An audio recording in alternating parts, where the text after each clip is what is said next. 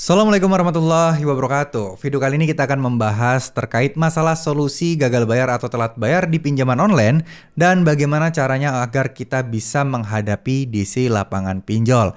Ya, buat teman-teman yang saat ini sedang gagal bayar utang atau gagal bayar pinjol, nggak bisa bayar tagihan utang pinjol, semoga teman-teman segera diberikan kemudahan, diberikan jalan keluar, dan semoga teman-teman bisa benar-benar bebas dari masalah perpinjolan seperti ini.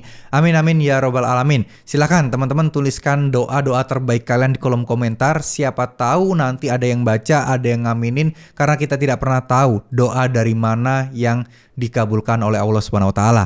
Oke, langsung kita kembali lagi ya teman-teman, bagaimana cara menghadapi seperti ini. Jika kalian dalam posisi atau situasi ketika DC pinjol datang atau melalui WA memberikan surat pengantar kepolisian, surat izin dari polisi untuk DC datang menagih ke rumah, atau yang lebih ekstrim lagi DC untuk menyita barang di rumah teman-teman sekalian. Apa yang harus kalian lakukan dan apa yang perlu kalian cek ketika menghadapi ancaman dari DC seperti ini? Yang perlu pertama kali kalian cek adalah pastikan itu surat asli atau bukan. Karena bisa jadi kan DC namanya oknum ya, itu bisa membuat surat-surat palsu atau dokumen-dokumen yang mereka print sendiri. Nah, itu harus teliti. Gampang kok, mereka itu biasanya pasti banyak celah.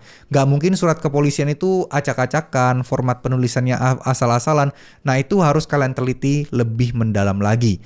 Dan saya rasa gak bakal ada surat pengantar kepolisian yang menyatakan DC bisa datang ke rumah kalian dan mengambil barang atau mengambil uang. Itu hampir tidak mungkin. Karena untuk proses penyitaan itu diperlukan yang namanya persidangan, teman-teman.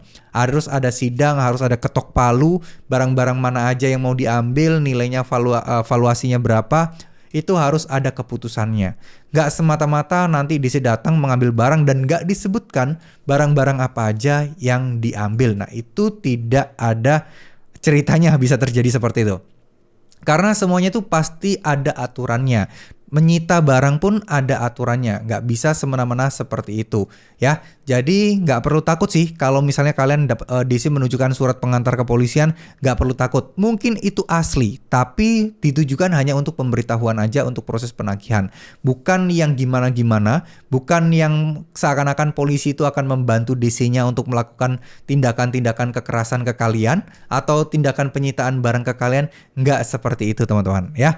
Jadi ini harus teman-teman catat baik-baik, harus teman-teman ketahui bahwa ini nggak mungkin terjadi. Kecuali kalian memang memalsukan KTP, memalsukan SIM, dokumen-dokumen negara, nah mungkin DC bisa melaporkan kalian ke kantor polisi. Tapi itu jarang banget terjadi ya.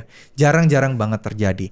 Karena tujuan dari DC adalah membuat kalian resah, membuat teman-teman takut, sehingga teman-teman ini akan berpikir gimana caranya untuk mencari dana talangan, gimana caranya untuk mendapatkan pinjaman di tempat lain. Itu adalah rencana DC dan tujuan utama DC adalah seperti itu. Jadi mereka nggak harus repot-repot datang ke rumah kalian karena kalian sudah ketakutan, karena kalian sudah mencari dana talangan, gali lubang tutup lubang di tempat-tempat lain.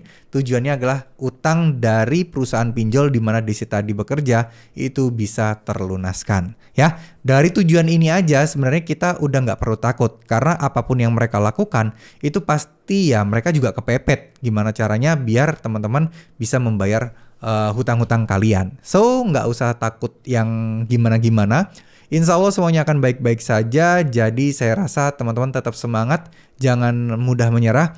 Dan mudah-mudahan deh, yuk kita doakan sama-sama semua teman-teman yang saat ini sedang gagal bayar, terlilit masalah utang, bisa segera mendapatkan jalan dan segera diberikan bantuan oleh Allah Subhanahu wa taala. Amin amin ya rabbal alamin. Terima kasih. Wassalamualaikum warahmatullahi wabarakatuh.